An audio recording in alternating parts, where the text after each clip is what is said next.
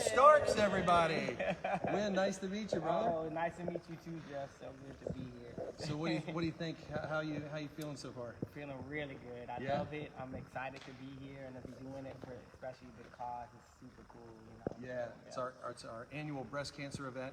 And so I was just telling him the story right before we went on Facebook Live. So thanks everybody for watching. But we were just talking, and you know, guys from the record label here, I don't know, just like 3 weeks ago, said, "Hey, you got to check out Wyn Starks. He'd be great for your show." But all right, well, we'll pull him up on YouTube. So we pull you up on YouTube from America's Got Talent, and you're making Simon cry, and everybody's crying, and we're like, all right, well, let's see what he sounds like. And you start singing, and we were like, boom. I grabbed my phone. I'm like, please book him now. It was amazing, man. Thank you. Yeah, that was a cool experience, you know.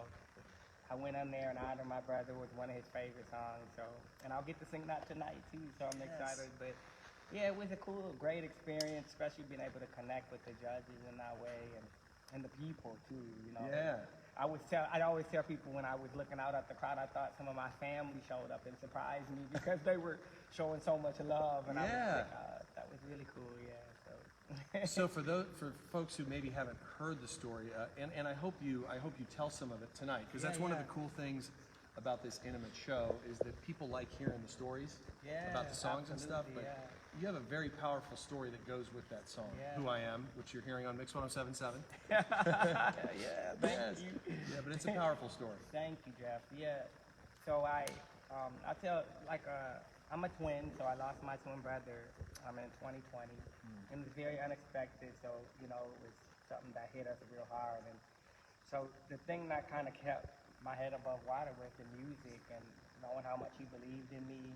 And so when the opportunity came to go on America's Got, I could hear him like, you better do this, you know. Oh, yeah. And then I was like, I really wanted to be able to, that was one of his favorite songs, you know, "Who I Am." Yeah. And little did I know it would take on this whole other life of helping people even through their grief. Because it was a song just for me about coming into myself and realizing, but it had so much more significance, you know, just showing me what I was made of through that whole experience of losing my brother, you know. I got to ask, how, because you told that story, everybody's crying, how do you go, now I'm going to knock it out of the park? I feel like I would have felt like I had a softball in my throat, you know? Well, just knowing I'm doing it for him, you know, that was what drove, like, was my drive in that moment. You know, everything else kind of just was a blur, you know, and it was just all for him. And so I felt ready. Normally I would be nervous and I would be, you know, very emotional, but I got a lot of that out, you know what I mean? And even in the moment, I just used it, you know, a lot of that emotion.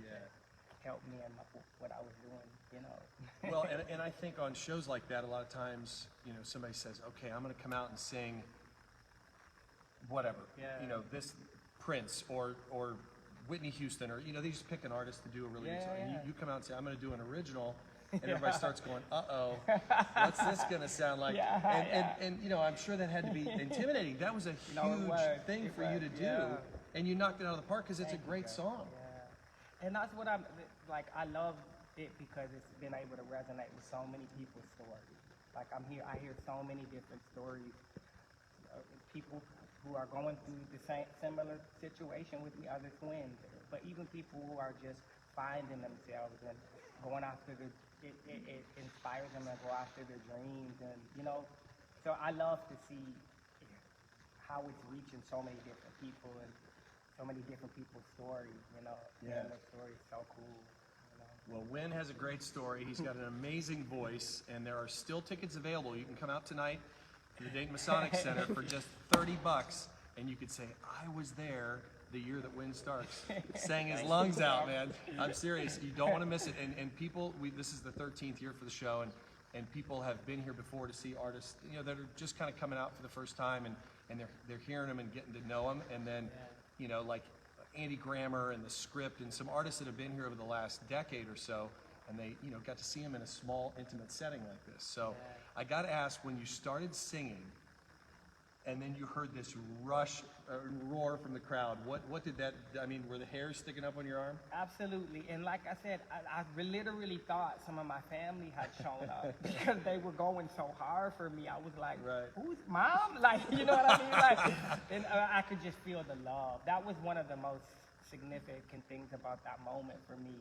The judges, of course, that was incredible to be there, but it was those people too that when I felt their love, you know what I mean? Yeah. And their support for me, and I was like, so it felt like just home being up there, honestly. I bet. And knowing that I was honoring my brother in that way too, and I know he would be so proud. So proud, so proud. And then the fact that your story just keeps growing Yeah. with the popularity of this song and getting to perform it now for audiences all across the country. so That's cool. that's got to be pretty sweet. It is, and it's for him, you know what I mean? Yeah. And just, it's really cool, you know, even those desires I had, you know, as a child, and now seeing it come to life like this is really cool, so. What was his name? Kane. Kane? Yep, Kane. All right, so we'll know tonight it's for Kane, and man, you got to be in the room for it, guys. It's going to be amazing. And I couldn't miss your Prince shirt.